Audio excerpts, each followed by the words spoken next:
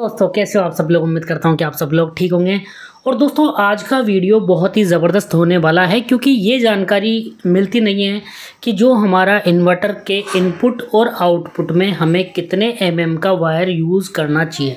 आप में से बहुत सारे लोग हैं जो पूछते रहते हैं कि सर मेरा 1 kVA का इन्वर्टर है, मुझे कितने एमएम का वायर इनपुट में और आउटपुट में लगाना चाहिए, साथ ही बैटरी के साथ कितने एमएम का वायर मुझे लगाना चाहिए। और दोस्तों बहुत सारे 2 kVA के इन्वर्टर, 3 kVA, 5 kVA, 10 kVA, इन सब इन्वर्टर में कितने एमएम का हमें इनपुट और आउटपुट में वायर यूज़ करना चाहिए, डिटेल में बात करेंगे आज के वीडियो में। तो दोस्तों बेसिकली फंडा पे इन्वर्टर की लोड की हम बात कर लेते हैं कि सर 1 kVA का इन्वर्टर कितना लोड चला सकता है। 3 एम्पियर तक का मैक्सिमम लोड चला सकता है। 2 kVA का इन्वर्टर 6 एम्पियर तक का, 3 kVA का 9 एम्पियर तक का, 4 kVA का इन्वर्टर 12 एम्पियर तक का लोड चला सकता है और 5 kVA का इन्वर्टर 15 एम्पियर तक का लोड चला सकता है। इसके बाद हम 6 kVA का बात करें तो 3 से मल्टीप्लाई कर देना, आपको 18 एम्पियर तक का लोड चला सकता है। 10 kVA का 30 एम्पियर तक का लोड चला सकता है। अब दोस्तों वायर साइज़ हम किस प्रकार डिसाइड करते हैं। अगर हम आउटपुट वायर साइज़ की बात करें तो दोस्तों बहुत ही सिंपल है कि आपको मतलब देखिए 1 mm के वायर में 4 एम्पियर तक करंट फ्लो हो सकता है, तो 1 mm का वायर भी चल जाएगा, बट अब वहाँ पे हम सेफ्टी के लिए 1.5 एम्पियर का 1.5 mm का वायर ले लेंगे। इसी प्रकार 2 kVA के इन्वर्टर में अगर हम बात करें तो 2 kVA 6 एम्पियर करंट होगा वहाँ पे, तो अगर 2 mm का वायर 8 एम्पियर तक करंट फ्लो कर सकता है तो हम 2 mm का भी लगा सकते हैं, बट हम 2.5 एम्पियर का 2.5 mm का वायर वहाँ पे लेंगे। इसके बाद नेक्स्ट हम बात करें 3 kVA के इन्वर्टर में, तो दोस्तों 4 से डिवाइड कर देना आपको, तो 9 एम्पियर तक का लोड चला पाएगा। तो यहाँ पे 3 mm का वायर वहाँ पे आराम से चल जाएगा। 4 mm का भी आप ले सकते हो अगर 3 mm का नहीं मिले। तो आइए एक डेटा शीट देख लेते हैं दोस्तों। ये तो मैंने प्रैक्टिकली आपको कैलकुलेट करके दिखा दिया किस प्रकार आप कैलकुलेशन कर सकते हो, बट एक डेटा शीट भी दी गई है तो उसको भी हम थोड़ा सा रीड कर लेते हैं, थोड़ा सा उसके बारे में जान लेते हैं। हम कनेक्टिंग केबल के वायर की साइज़ की बात करेंगे तो यहाँ पे दोस्तों अगर हमारे पास 1000 VA का इन्वर्टर है तो यहाँ पे आपको इनपुट जो मेन से हम सप्लाई देंगे इन्वर्टर को और जो आउटपुट लेंगे हम इन्वर्टर से ऐसी आउटपुट, तो उसके लिए आपको 1.5 स्क्वायर mm का वायर चाहिए।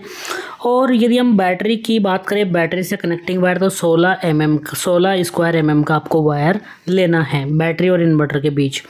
अगर आपके पास 1500 VA का इन्वर्टर है तो 1.5 स्क्वायर mm का सकते हो, जबकि बैटरी से कनेक्ट करने के लिए 25 स्क्वायर mm का आपको वायर यूज़ करना है। अगर 2200 VA का इन्वर्टर है तो दोस्तों यहाँ पे क्या होगा कि जो बैटरी से करंट है वो कम हो जाएगी, क्योंकि 2 बैटरी हमने सीरीज में लगा दी, यहाँ पे वोल्टेज 24 वोल्ट हो जाएगा। तो इनपुट और आउटपुट में आप 1.5 स्क्वायर mm का वायर यूज़ कर सकते हो। जबकि दोस्तों यहाँ पे अगर हम बात करें आउटपुट, इन्वर्टर के आउटपुट 16, तो यहाँ पे 16 स्क्वायर mm का वायर आप यूज़ कर सकते हो। अगर 3000 VA के इन्वर्टर की बात करें तो दोस्तों यहाँ पे 2.5 mm का वो स्क्वायर का 2.5 स्क्वायर mm का वायर यूज़ कर सकते हो और यहाँ पे 2500 स्क्वायर mm का आपको इन्वर्टर और बैटरी के बीच वायर यूज़ करना है।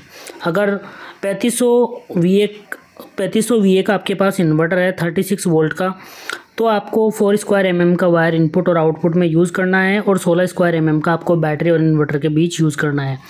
अगर 48 वोल्ट में 3500 VA का इन्वर्टर, दोस्तों यहाँ पे 4 स्क्वायर mm का इनपुट और आउटपुट में कनेक्ट करना है, जबकि बैटरी और इन्वर्टर के बीच 16 स्क्वायर mm का वायर यूज़ करना है।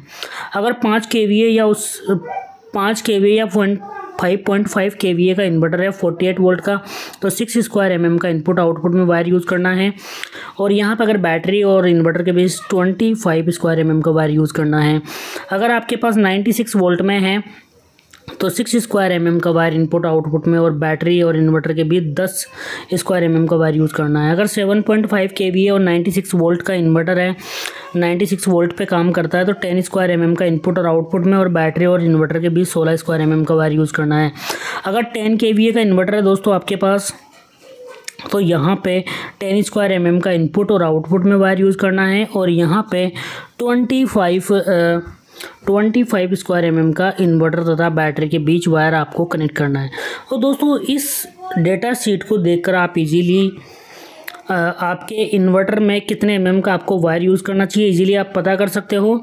तो दोस्तों ये बहुत ही कम लोगों को ये वाली जानकारी बहुत कम लोगों को रहती है, ये वाली जानकारी हमें मिलती भी नहीं है। तो दोस्तों इस जो डेटा शीट है इसका स्क्रीनशॉट ले लेना है और चेक कर लेना है सभी को कि क्या आपके इन्वर्टर पर सही स्क्वायर एमएम का वायर यूज़ आपने किया है।